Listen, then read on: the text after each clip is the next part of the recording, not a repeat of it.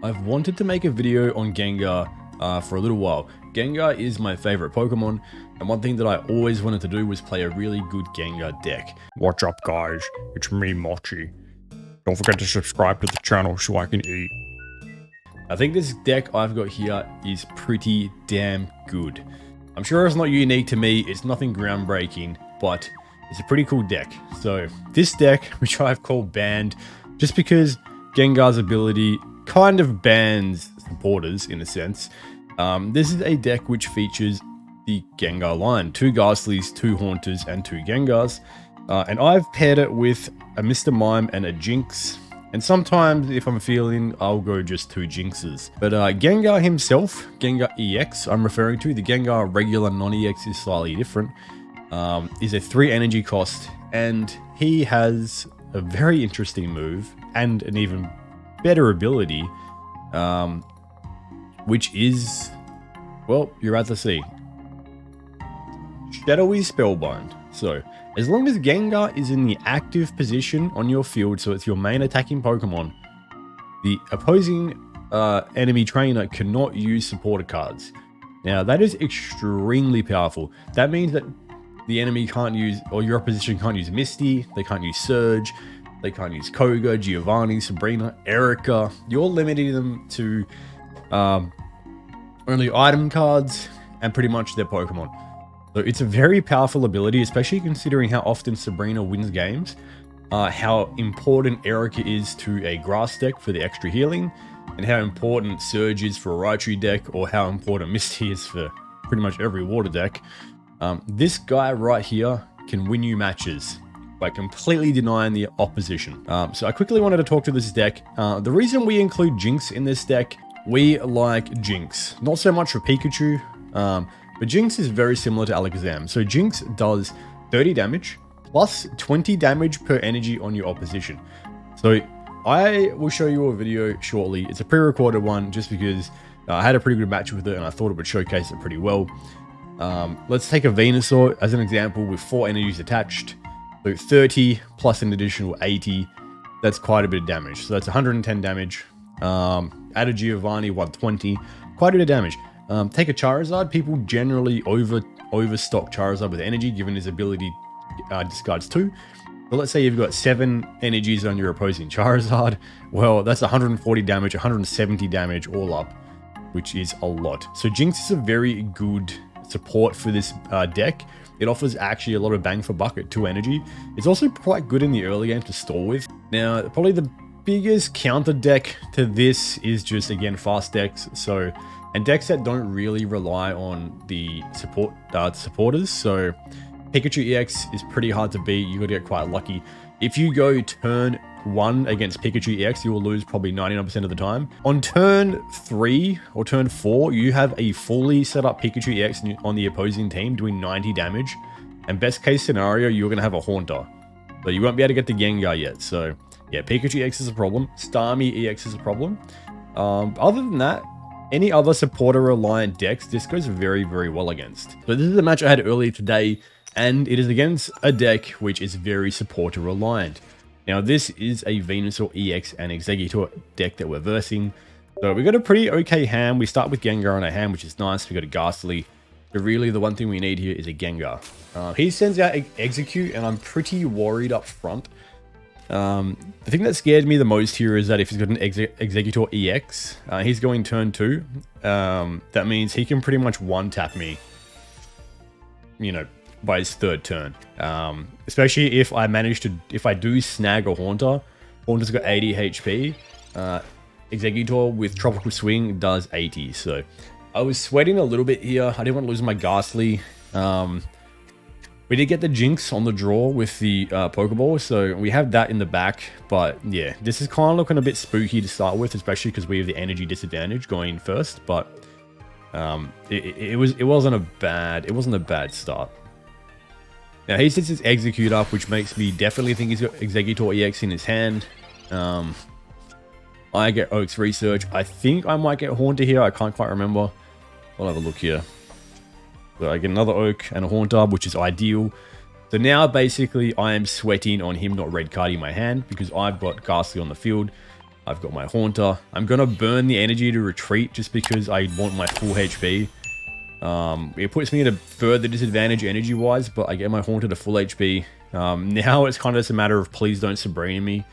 I mean, if he does Sabrina me, like, not a big deal, but Sabrina and red card are two things I'm very scared of in this exact moment. Alright, so what happens here? Yeah, this is where I got a little bit, I got some stars in my eyes. He started setting up the Ivysaur, which was very good for me, because that meant Exeggutor wasn't coming out anytime soon, or at least not this turn. It let me kind of set up my Haunter, build my hand up more, and get the Evo to Gengar for free. So no red card came. I've got a nice looking hand with 2 Geos just sitting there, so that bodes well for me in terms of just doing that little bit of extra damage throughout the game. But yeah, we're in a pretty good position now. I've stacked my bench just to protect myself from Sabrina. If I do get Sabrinaed before I get Gengar on the field, it's a worry. But remember, once Gengar is on the field, that shadowy Spellbind ability kicks in, and they actually can't Sabrina me. It's impossible. Now, Venusaur's come out pretty early, which is pretty spooky. I would say I main Venusaur. I play Venusaur more than anything. That's my most played deck by a mile, so I am pretty scared of this guy. I know how strong he is, but at the same time, I feel like I know how to counter play it. So I'm just going to skip ahead because this guy had a few like moments where he took a long time to make decisions. All right, I skipped ahead a little bit. So back to my turn. I pick up a Sabrina. He put Venusaur in after spending like 45 seconds deliberating. I Sabrina him straight back out just to give me a turn. It buys me some time. Like, he would have started dealing 60 damage from the next turn, which, you know, you could probably say, yeah, I could have probably left him in. But I just wanted to maximize the amount of time I had to set up my own Gengar. And you got to remember as well, in like a 1v1 duking out, Venusaur is always going to be Gengar. So, yes, we take away his Sabrinas, but we only do 100 damage. He heals for 30 with Gigantic Bloom. So I had to be smart here. At that point, when I brought Jynx up, I kind of remembered that Jynx has a very useful ability, a very useful attack. So my brain kind of said, I need to try and preserve my Jynx. Why?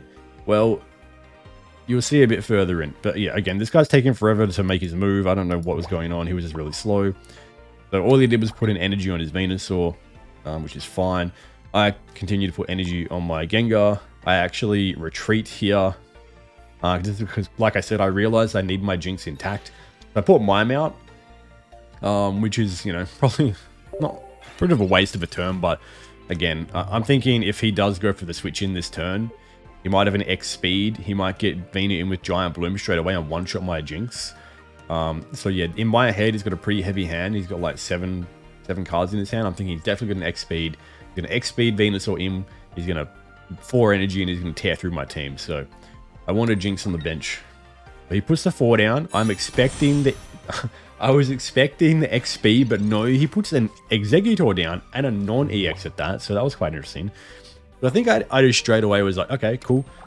He's going to take a few turns to kill my Mr. Mime, so that's fine. I go ahead and set up my Gengar to full. I'll pretty much just end turn here. So I'll just try and skip ahead to see what he does. But I think he just starts attacking me. I think he starts putting energy into Exeggutor, which he does. I got quite lucky. I think he rolls Tails maybe 2 times in a row, which is good for me. So this Sabrina, was very interesting for me to pull. So my brain went into overdrive here. So just wait and see what happens here. But my brain went into overdrive. So I'm hoping when I do this that he brings Venusaur in, just because I want Ascendancy here. So straight away, I've already mapped out how I'm going to win this game. Right here, I bring Gengar in, I get some chip damage down. I appreciate that Venusaur's going to heal 30 back straight away. But I know he's got a stacked hand, but he can't use Erika. I know that. He can potion, but that's it. So we Spooky Shot him down, goes to 90. He's going to heal to 120. But I don't know if you remember something that I mentioned at the start of the video. A very specific value of damage that Jynx can do with the Giovanni. So that's going to play out in a second. So I kind of, as soon as that scenario happened and I pulled that Sabrina, I kind of came up with this play pretty quickly. So he's probably really like cocky right now, confident he's going to win this. Like he's like, oh dude, how's this going to happen? I get a red card, which is nice. I clear his hand because, I mean, he's got bloody 8 cards or 7 cards. So why not? I'm taking down a 3, which is good. So this is the play that wins me this game. So we take Gengar out. We put Jynx in. So I was never going to win the 1v1 against Venusaur, right? We denied him the Erika heal with our ability, which is huge.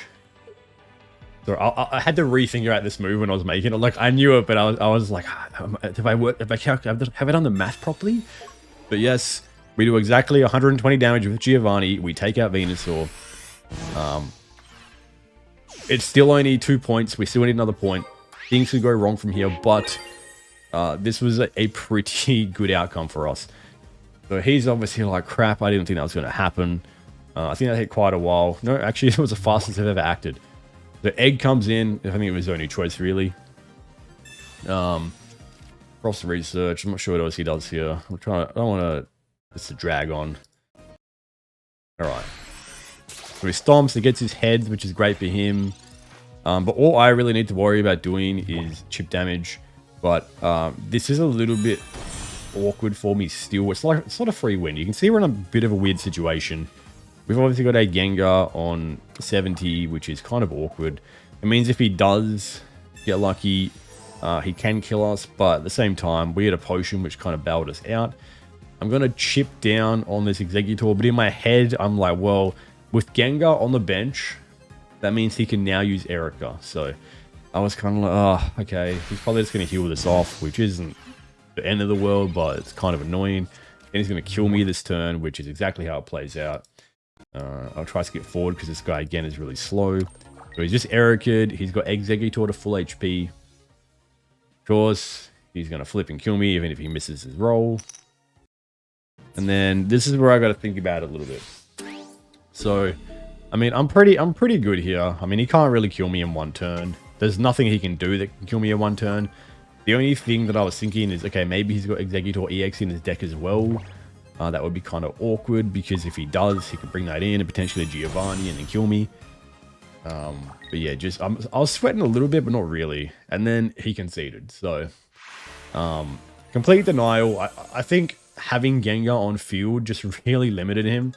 Like going back, looking at his hand, I think that you know, even if he's got like, even at this point, let's say he's got like, you know, Professor Oak's research or some other support cards, like another Erika, etc. But he knows he can't use them. At the end of the day, like we're two-shotting this. We're hitting him this turn. He's hitting us. We're hitting him. Like we win either way. So it was a fair concede. But you can see from this, Gengar's quite powerful. And if we didn't have that ability, Shadowy Spellbind, when we hit this Venu down to 90 in this moment, he would have just healed straight back up to 140 with Erika and gone all the way up to 170. If he went to 170, we had lost. So the denial factor of Gengar here is huge. And it's one of the reasons I think Gengar is slept on. And I think he should be played more. I've had really good success with Gengar. I will say I've had a losing streak too. I lost about 4 games in a row just because every game I was against Pika EX. 4 games straight with Pika EX. I don't know how the matchmaking works. It was frustrating. And every bloody time I got turn 1. Against Pika, like I said before, that is just a lose condition. Turn 2 Pika is just busted if you're running a 3-stage Mon deck, in my opinion. If you're running like Alakazam, if you're running Gengar, if you're running Machamp, if you're running any 3-stage Mon, Venusaur, and you're trying to set that up and they get turn 2 Pika and they get all their 3-stack bench, it's GG's. Ivysaur will die by the time you can, like, just working out the turns and the frequency of when you get your Evos. You will have Ivysaur at best. Ivysaur dies 90 HP. Haunter at best dies 80 HP.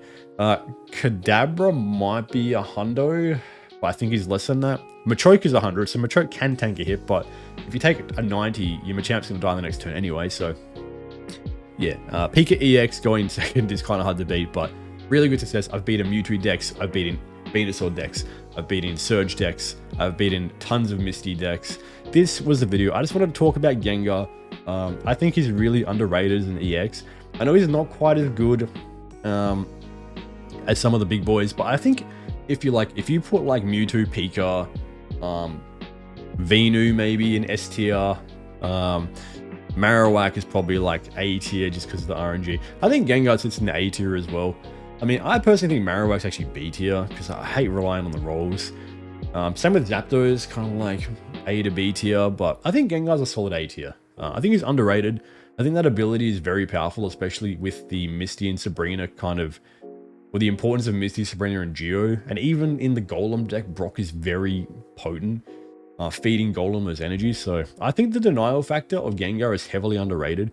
And another thing that you can do with this deck, which I didn't really touch on, is run Psyduck as one of your basics. It's just too squishy, but Psyduck does have that continuous supported denial. But anyway, guys, that's going to be the video. If you enjoyed the video, please do not forget to like the video, subscribe to the channel for more, and hit that notification bell for the next one. Mochi didn't join me today. He's out with my wife on the couch, but he says hello, trust me. But anyway, guys, that's me. Goodbye, take care, and I'll see you on the next one.